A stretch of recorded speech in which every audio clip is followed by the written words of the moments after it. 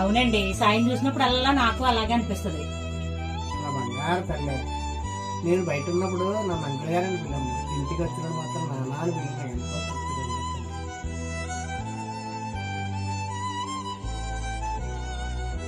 ఏమ్మా, ఎందుకు ఏడుస్తున్నావు? ఎందుక కన్నీళ్లు? అమ్మ, నేను తప్పుగా మాట్లాడాను.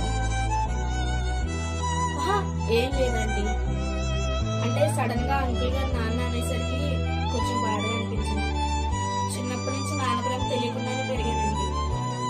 అమ్మ నాతోనే ఉన్నా ఎక్కడో నాన్న అని పిలుపు దూరం అయ్యాననే బాధ నన్ను ఎప్పుడు వెంటాడుతూనే ఉండేది.